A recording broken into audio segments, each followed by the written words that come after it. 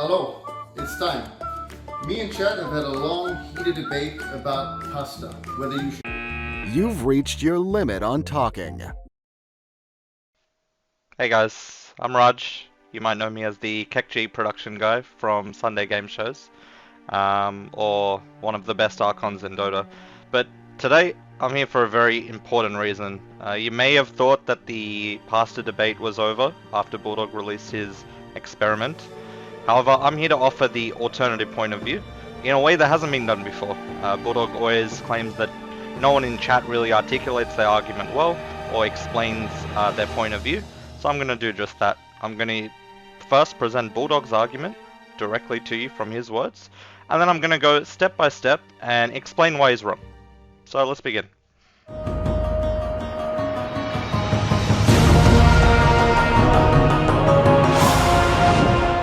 How much salt does an average American consume daily? 3,400. Is there anywhere you can like cut a corner? Is there anywhere in your diet where you can cut a corner? Because you need salt. Salt is tasty. Can anyone think of a corner to be cut somewhere in your diet where you can reduce your salt intake? Oh, I know. When you boil the water and you put it in the pasta, you don't need to salt it. Because the sauce you put with the pasta will have all the flavor anyway.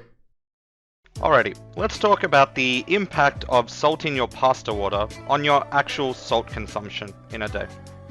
Now, as you correctly state, the consumption of salt is leading to health concerns worldwide, especially due to highly processed foods having a large amount of salt to help preserve them. However, does salting your pasta water really add that much salt to your diet? Well, let's have a look.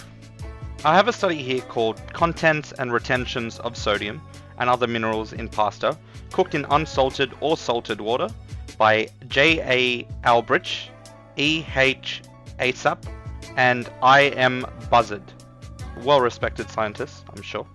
Now, if I can direct your attention to the screen, ladies and gentlemen, you will see that what they are measuring is the milligram of any particular material per 100 grams of the pasta. Now, as I've highlighted there, you can clearly see we're measuring the sodium in the spaghetti. And if you can look at the salted tap water, it is adding 107.4 milligrams per 100 grams of cooked pasta. That is basically 0.1 grams that it is adding per 100 grams. And you may be wondering, why is 100 grams relevant? Well, funnily enough, 100 grams of pasta is actually the recommended serving size for store-bought pasta. So based on these findings, it's making insignificant contributions to the amount of sodium in your diet. However, as you've already admitted, it does reduce the boiling point. It potentially adds flavor. You claim it doesn't. We'll get to that later. And it helps the pasta not stick together. These are proven facts. The fact that it's adding sodium to your diet is negligible, because not all of that sodium is being absorbed by the pasta.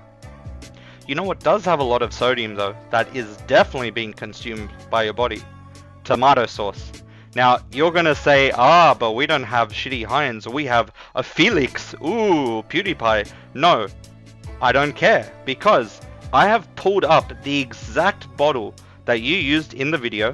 Here it is. Felix tomato ketchup, mindre, socker, and salt. Sorry if I mispronounced that. As you can see here, I've put up the nutritional guide in its beautiful original Swedish. Thankfully, you have the same word for salt, which is at the bottom. And you can see it is 1.4 grams of salt per 100 grams. Now, even if you want to say in an average serving, you're having 50 grams or 20 grams, it is a lot more than 0.1 gram. You are already consuming more salt in this. And I know what you're gonna say, because I saw you say it the other day. Now here you go. Here's the fucking retard take right there. There it is. You're doing the logical, 101 logical flaws of a straw man. This is in fact not a straw man argument, because you are the one bringing up that adding the salt to the water is increasing your salt consumption and that you should look to cut salt. So let me ask you then, why would you add extra sodium to your diet via the Felix ketchup when you've already got tomato and salt in the actual bolognese recipe? It doesn't make any sense. This is not a straw man. You yourself are saying that you shouldn't add salt to the pasta water because it's increasing your sodium intake. But then you yourself are adding extra sodium when the sodium is already in the bolognese sauce. It is the same logic. And as I've already proven, there is a negligible sodium in the salt water. No, so here's what's important. You don't only eat the pasta, right? You don't only eat spaghetti because you put something on the spaghetti. The thing you put on the spaghetti has the flavor, so it will not be tasteless. Because all the flavor comes from the salt or sauce, which is salted. Let's get on to the real stuff. Let's have a look at the experiment that you have used to prove that salt in your pasta in fact does not significantly affect the taste enough for the average person to notice. Here's the pasta. Now this is whole grain, but it shouldn't make any difference.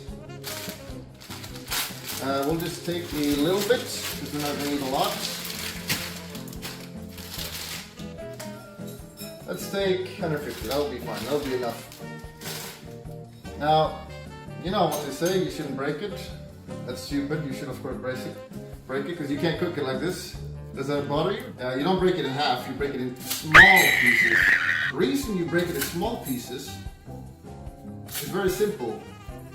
I have a small penis. Oh my god, you actually broke the pasta, and you didn't just break it once. You broke it like 4 or 5 times into small little pieces. Now you might be wondering, well, what does breaking the pasta smaller really have to do with the test? Well, good question, Billy. Why don't we first of all hear from one of the mega cucks that was there that day, Cardi Tardy. As you know, Cardi is extremely busy adding more and more anime skins to but he was able to spare a few minutes with me earlier this week to discuss the experiment and his thoughts. Okay, I have with me Cardi Tardy. Well, why don't you introduce yourself? My name's Cardi Tarty. Would you agree that there is a significant difference in taste between regular pasta and whole grain pasta? I'm not a big pasta guy. I hate Italians. I see. Let's move along. Were you made aware ahead of time or during the experiment that Bulldog would be breaking the pasta into small pieces? I wasn't aware of that. I don't personally agree with that. Fair enough. Do you think the smaller pieces of spaghetti impacted your ability to have a decent amount of spaghetti per bite? Yeah, probably. So there you have it from someone there on the day. Having these small, broken, crappy bits of pasta as opposed to a nice, beautiful, long piece of pasta, which, by the way, the reason the pasta is long, Bulldog, you asked the other day, is so that you can just twirl it with your fork and you can get a good amount of the pasta with the sauce and some of the meat in one bite. It's a perfect system. That aside, breaking the pasta into smaller parts means that there's not much consistency in the sauce to pasta ratio. So what guarantee do we have that they were even able to get enough of the pasta when Cardi himself is saying that he felt like it wasn't the right decision, and he felt like, yeah, it probably did affect how much pasta he was able to take. He was probably getting 90% of the sauce and barely any pasta because some pepeg in Sweden decided to break it 50 different times. So you can come over here. This is first of all the sauce. So the idea is if you make spaghetti bolognese, the bolognese has all the salt in it and all the flavor in it. You don't need to add salt when you cook the pasta. Your mother lovingly prepared bolognese for you and your megacuck friends, which is lovely of her. However, is bolognese really a fair test for this kind of experiment? Well, as you said, bolognese already has a lot of flavor and a lot of salt in it. It's very saucy. It's normally slow roasted for at least a few hours, which really intensifies the flavor. And it has a heavy amount of tomato sauce in it as well. Is bolognese the only pasta out there though? Have you ever considered, Bulldog, that the reason salting the pasta is so important is that in most traditional Italian pasta recipes, there are just a few simple ingredients. For example, the all-famous spaghetti carbonara has guanciale, which is a pig's cheek. You have pecorino romano, which is a sheep's cheese, which is kind of salty, I'm not gonna lie. You've got egg, no cream, do not put cream. And the thing that ties it all together and emulsifies it is the pasta water. This is something that you are crucially missing as to why salting the pasta water is so important. Because when we cook these dishes like carbonara, like aglio e olio, which is basically oil, garlic, and pasta water, the pasta water helps bring together the oil and the water, making it a more coherent and thicker sauce that is tastier to enjoy. We're gonna get that pan, we're gonna take a little bit of the pasta water, salty pasta water. We're gonna put it in a pan. This is how you make a beautiful creamy carbonara. And don't be afraid to put just a little bit more pasta water. And we're gonna drag the pasta and the water into the pan. Bit of water, bit of water. That water and the fat, that is what's going to emulsify to become a creamy sauce. If you don't salt the water, your sauce is literally going to taste like shit.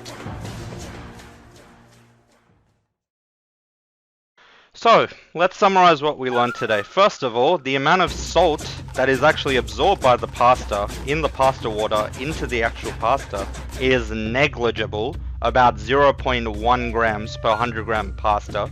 Negligible, especially compared to Felix tomato sauce. And secondly, is that cooking a bolognese, which is a very overpowering sauce of pasta, obviously will have a less of a necessity on the salted pasta water than most of your other pastas that just have a few ingredients and really need the salt in the pasta water to actually flavor the pasta and make the sauce. Capiche? He's right, you know.